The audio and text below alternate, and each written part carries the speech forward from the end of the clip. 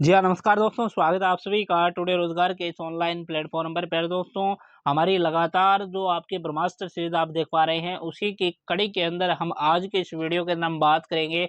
हिंदी साहित्य के तमाम साथियों के लिए लेकर आ चुके हैं जो महत्वपूर्ण व्याख्याएं हैं, उसके अंदर चंद्रधर शर्मा जो गुलेरी जी है उनकी व्याख्या लेकर आ चुके हैं, जो कि आपके एग्जाम के अंदर निश्चित रूप से देखने को मिलेगी। ये व्याख्याएं महत्वपूर्ण व्याख्याएं हैं जो कि आपके लिए हम प्रस्तुत यहाँ पर इस वीडियो के माध्यम से करने वाले हैं। तो चैनल के ऊपर तमाम साथी जो नए साथी हैं उनसे रिक्वेस्ट रहेगा कि चैनल को सब्सक्राइब कर लीजिएगा, और जो पुराने साथी हैं उनका भी स्वागत है और नए साथी हैं उनका भी बहुत बहुत वेलकम है। तो दोस्तों, इस वीडियो को शेयर जरूर करना है अपने साथियों को।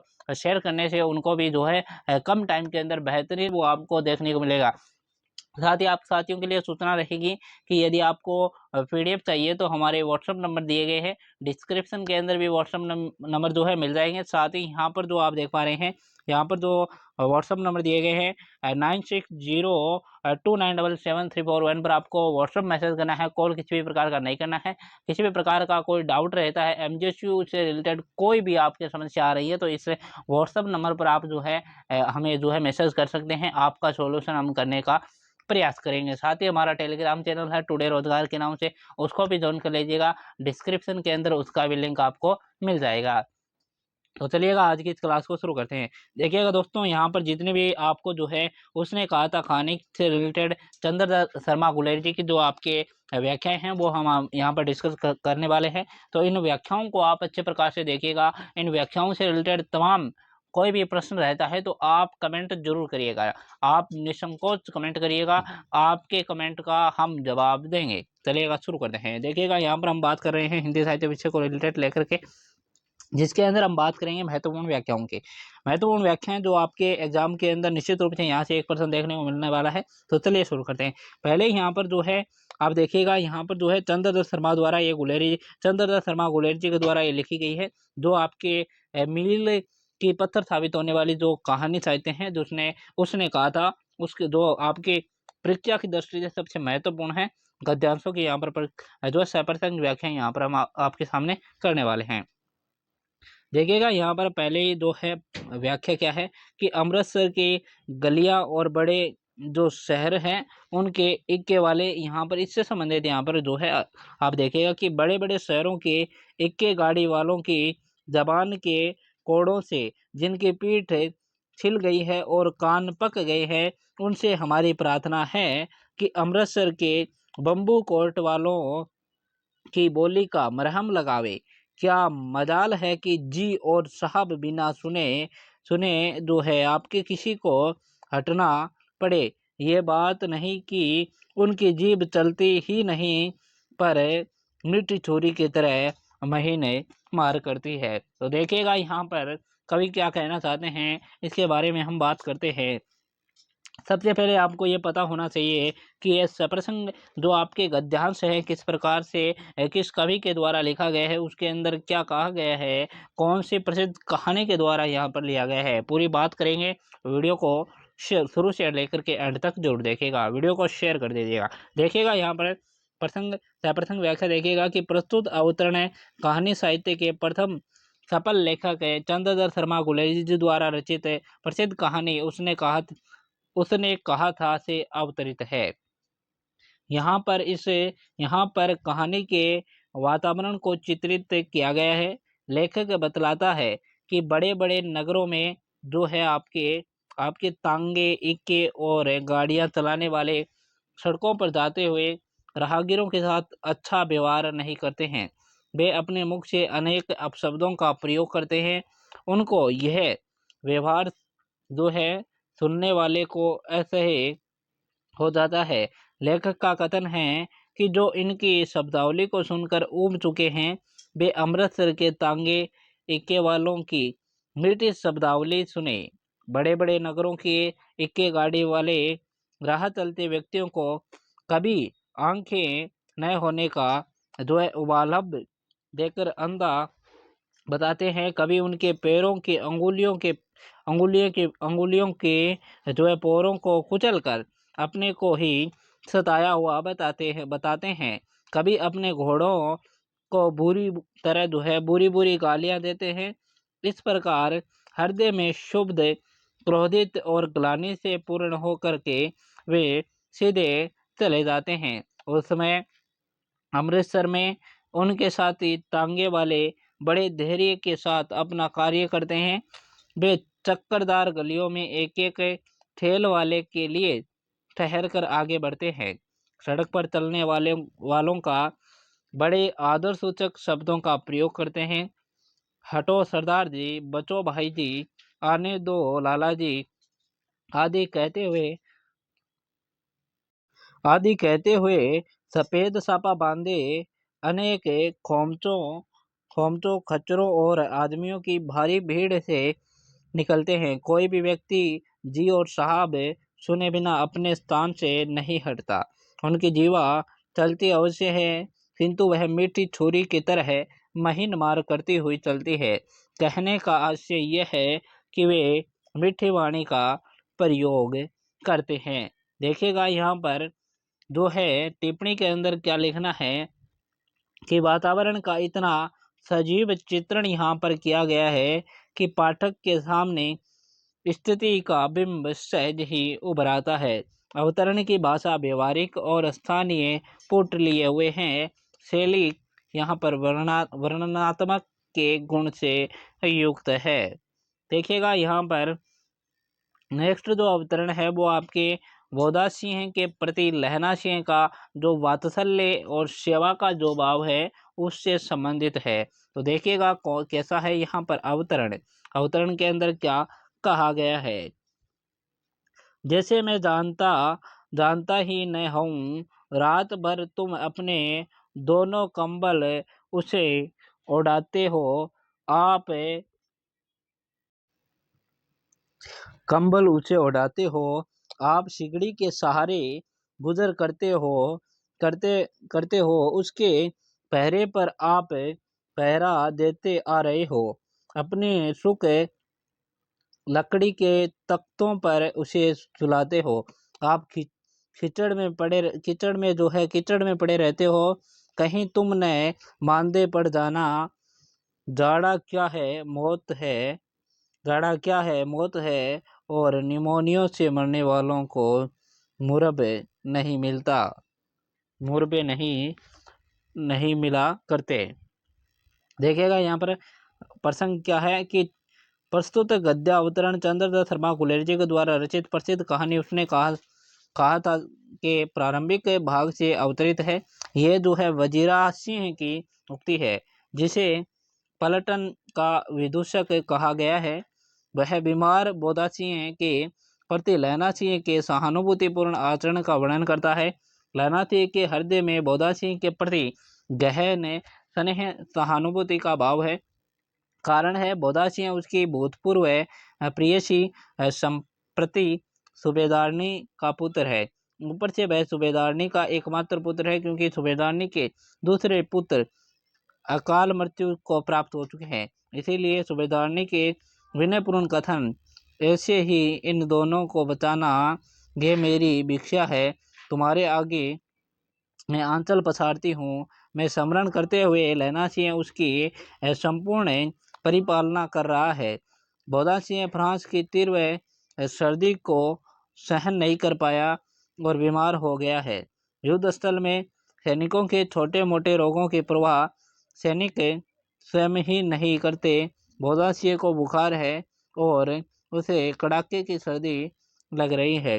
लहना उसे अपनी कंबल ओढ़ा देती है। उसके पहरे के समय स्वयं पहरा देता है और अपने जो सूखे तख्ते पर उसे लिटाए रखता है, जबकि स्वयं कीचड़ और गिल्ले में समय गुजारता है। स्पष्ट है कि लहना सिंह को बोधा के प्रति पुत्रवत स्नेह और वह उसे हर संभव सहायता प्रदान कर रहा है। देखा यहाँ पर टिप्पणी में क्या लिखना है कि लहना सिंह के हृदय की प्रगाढ़ मानवीयता एवं उदारता इस प्रसंग में चित्रित हुई है। लहना सिंह यथार्थ के धरातल पर जीने वाला व्यवहारिक व्यक्ति है। वह ढोंग कम और वास्तविक कार्य अधिक कर रहा है। अवतरण में भाषा समय परिस्थितियों एवं पात्रों के अनुकूल है। पंजाब के सामान्य प्रचलित शब्दों को ग्रहण किया गया है, जिससे संवाद जीवित एवं संवेदनीय बन गया है। उदाहरणार्थ कहीं तुम मानदे न पड़ जाना एक स्थानीय प्रयोग है और ये वजीरा के कथन को स्वाभाविक बना देता है। आगे देखिएगा, यदि पीडीएफ चाहिए तो यहाँ पर दिए गए व्हाट्सएप नंबर पर कांटेक्ट करना है, आपको पीडीएफ प्राप्त हो जाएगी। आगे बढ़ते हैं, देखिएगा यहाँ पर भयंकर युद्ध लहना सिंह का शौर्य और सूबेदार की सराहना से संबंधित यहाँ पर पंक्ति दी गई है। अच्छे प्रकार से देखना है। किसी को खबर न हुई लहरू को दूसरा घाव, भारी घाव लगा है। लड़ाई के समय चांद निकल आया था, ऐसा चांद जिसके प्रकाश से संस्कृत कवियों का दिया हुआ सही नाम सार्थक होता है। और हवा ऐसी चल रही थी जैसे बाण भट्ट की भाषा में बाण भट्ट की जो भाषा है, बाण भट्ट की भाषा में दंत वेणो पदेशाचार्य कहलाती है। सूबेदार लहना सिंह से सारा हाल सुन और कागजात पाकर उसकी तुरंत बुद्धि को सराह रहे हैं और कह रहे हैं कि तू न होता तो आज सब मारे जाते। देखिएगा यहाँ पर प्रसंग क्या है कि प्रस्तुत अवतरण चंद्रधर शर्मा गुलेरी द्वारा रचित प्रसिद्ध कहानी उसने कहा था से अवतरित है। प्रसंग है जर्मन जासूस के आगमन, उसकी कपाल क्रिया एवं जर्मनों के द्वारा खदंक पर हमले के पश्चात का है। 70 जर्मन युद्ध का जो है आपके नाद करते हुए खाई में घुस पड़े थे और सिखों की बंदूकों की गार्ड से पहले गांवों को रोका, दूसरे गांवों को रोका, लेकिन सिख सैनिक केवल 8 थे जबकि जर्मन सैनिक थे पूरे 70। लहना सिंह तक कर वार कर रहा था, वह खड़ा था और बाकी लेटे हुए थे। तकदीर अच्छी थी कि वजीरा सिंह सूबेदार को सेना सहित वापस ले आया था। युद्ध के समय ही आकाश में क्षीण चंद्रमा निकल आया था।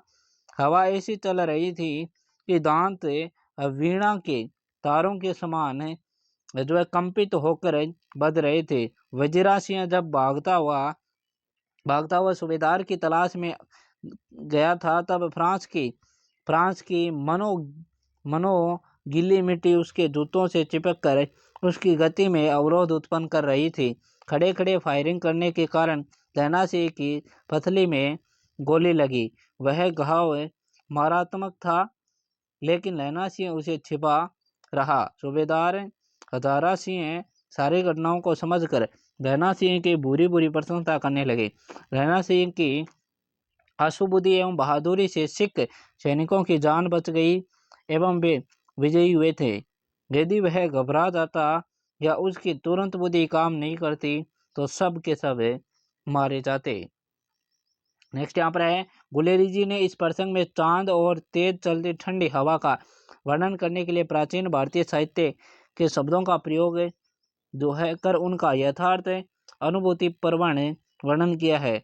इससे जहाँ वर्णित विषयों के चित्र एवं उनकी अनुभूति पाठक के हृदय में स्पष्ट हो उठती है, वहाँ लेखक का बहुश्रुत एवं विद्वान होना भी सिद्ध होता है। प्रस्तुत गद्यावतरण में भाषा, समय, स्थिति एवं पात्र अनुकूल है।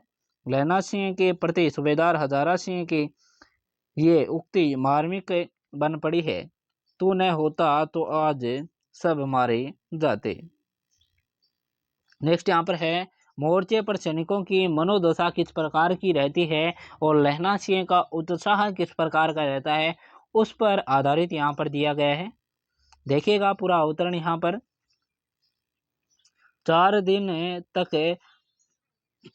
दिन तक पलक नहीं झपी, बिना फेरे घोड़ा बिगड़ता है और बिना लड़े सिपाही। मुझे तो संगीन चढ़ाकर मार्च का हुक्म मिल जाए, फिर 7 जर्मनों को अकेला मारकर न लौटूं तो मुझे दरबार साहब की देहरी पर मत्था टेकना नसीब न हो। पाजी कहीं के कलियों के घोड़े संगीन देखते ही मुंह फाड़ देते हैं और पैर पकड़ने लगते हैं। क्या है यहाँ पर देखिएगा प्रस्तुत गद्यावतरण में। प्रस्तुत है गद्यावतरण चंद्रदास शर्मा गुलेरी जी की प्रसिद्ध कहानी उसने कहा था से लिया गया है। जर्मन के युद्ध क्षेत्र में सिख सेना के सिपाही 4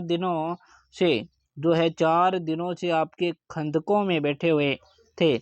उसी अवसर पर जमादार लहना सिंह के सूबेदार हजारा सिंह तथा अन्य साथियों को लक्ष्य करके अपने अपने जो भाव व्यक्त किए हैं उन्हीं का वर्णन यहाँ हुआ है। लहना सिंह ने कहा कि मोर्चे पर खदंकों में बैठकर लगातार जागते रहने से 4 दिन बीत गए परंतु हमारी पलक नहीं झपी, अर्थात हमें नींद लेने या आराम करने का अवसर नहीं मिला।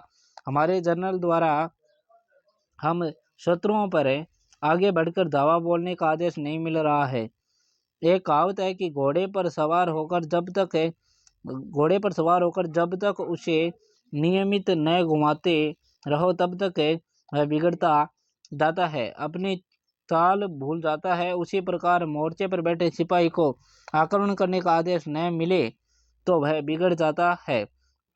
लहना सिंह इसी बात पर कहता है कि यदि मुझे संगीन चढ़ाकर आक्रमण करने का आदेश मिल जाए तो मैं अकेला 7 जर्मनों को मारकर लौट आऊं। अगर मैं ऐसा न सकूं तो दरबार साहब यानी सिख के गुरु गंज साहब के मंदिर में सिर झुकाने या माथा टेकने पर मुझे अवसर न मिले, अर्थात यहीं युद्ध क्षेत्र में मारा जाऊं और स्वदेश से न लौट पाऊं। लहना सिंह कहने लगा कि ये जो आपके ये दुष्ट जर्मन हमारे हाथों में बंदूक को भी देखते ही रोने लगते हैं और उनके पैर पकड़कर दया करने हेतु गिड़गिड़ाने लगते हैं। सामने आने पर तो ये अपनी कमजोरी दिखाते हैं परंतु रात के अंधेरे में बढ़कर धावा बोला था। वे 4 मील तक भाग गए थे। उस दिन जनरल साहब ने पीछे लौट आने का आदेश नहीं दिया होता तो हम इन जर्मनों को अच्छा सबक सिखा देते। टिप्पणी में लिखना है कि युद्ध क्षेत्र में साहसी सैनिकों की दिनचर्या, अनुशासन, मनोभावों का सुंदर चित्रण किया गया है। भाषा सरल, मुहावरेदार और शैली भावात्मक है। आगे देखिएगा, आगे यहाँ पर मृत्यु के पूर्व की स्पष्ट होती स्मृतियाँ यहाँ पर जो है उसके बारे में यहाँ पर बताया गया है। देखिएगा कि मृत्यु के कुछ समय पहले स्मृति बहुत साफ हो जाती है। जन्म भर की घटनाएं एक एक कर सामने आती है। सारे दृश्यों के रंग साफ होते हैं और समय की धुंध बिल्कुल उन पर से हट जाती है। देखिएगा यहाँ पर किस प्रकार से व्याख्या करनी है कि प्रस्तुत गद्यावतरण चंद्रदास शर्मा गुलेरी जी की प्रसिद्ध कहानी उसने कहा था से अवतरित है। इस अंश में प्रसंग उस समय का है जब युद्ध के पश्चात घायल सूबेदार एवं उसका पुत्र बोधा सिंह जो है आपके अस्पताल चले गए थे। अस्पताल की गाड़ी में स्थान न होने के कारण लहना सिंह नहीं जा पाया। उसने किसी को नहीं बताया कि उसे कैसा मर्मांतक घाव लगा है। यदि वह कह देता तो सूबेदार स्वयं रुक जाते और उसे जबरदस्ती अस्पताल भेज देते, लेकिन लहना सिंह ने सूबेदारनी को जो वचन दिया था उसकी अनुपालना उससे नहीं हो पाती। अब लहना सिंह वजीरा सिंह की जांघों पर सिर रखकर लेटा हुआ है। ये उसके जीवन के अंतिम क्षण है। उसे अपने पवित्र कर्तव्य को पूर्णतया निभा लेने का संतोष है। वह तदुत्पन्न अगाध शांति है। वह एक वीर नायक है। इस कारण कष्टों की उसे परवाह नहीं, जीवन को खोने का उसे दुख नहीं है। उसके मानस में प्राचीन स्मृतियां उभर रही है। एक यह मनोवैज्ञानिक सत्य है कि व्यक्ति की स्मृतियां उसके अंतकाल में उसके स्मृति पटल पर उभरती है। जीवन की दुखपूर्ण जो स्थितियां हैं, स्थितियों की स्मृतियां भी एक रहस्यमय आनंद से भरी हुई होती है। लहना सिंह के प्रथम प्रेम की स्मृतियां मृत्यु काल के समय उसके कष्ट को हल्का कर रही थी और वह स्मृतियों में खोया हुआ दिवंगत हो हो रहा है और वज्रासी के अंकों से जो आपके टप टप आंसू गिर रहे हैं। देखिएगा इस प्रकार से यहाँ पर अवतरण को आपको व्याख्या करनी है। आगे यहाँ पर इसके अंदर टिप्पणी में क्या लिखना है कि प्रस्तुत गद्यावतरण पूर्व द्वितीय शैली के प्रारंभ का प्रसंग है, जो इस कहानी का प्रमुख सौंदर्य स्थल है।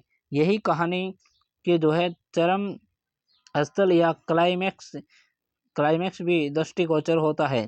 प्रसंग पूर्णतः यथार्थपुष्ट एवं मनोवैज्ञानिक सम्मत भी है। कारण यह है कि वास्तव में मनुष्य के जीवन में अंतकाल में ऐसा ही अनुभव होता है। तो ये जितनी भी हमने व्याख्याएं की है चंद्रधर शर्माजी गुलेर जी की है, और इसके अंदर जो भी आपने पढ़ा है वो सारा का सारा निश्चित रूप से यहाँ से एक आपके एग्जाम के अंदर देखने को मिल सकती है। दो भी आ सकती है, लेकिन एक डेफिनेटली यहाँ से प्रश्न आने वाला है। आपके जो है एमसीक्यू वाला रेगिस्तान वाले प्रश्न है वो भी यहाँ से पुटअप होने वाले हैं। तो इस वीडियो को अच्छे प्रकार से देख लीजिएगा, सारे के सारे प्रश्न यहीं से देखने को मिलने वाले हैं। तो ये वीडियो महत्वपूर्ण रहेगा, अपने दोस्तों को शेयर जरूर करना है। मिलेंगे अगली वीडियो में, तब तक के लिए जय हिंद जय भारत।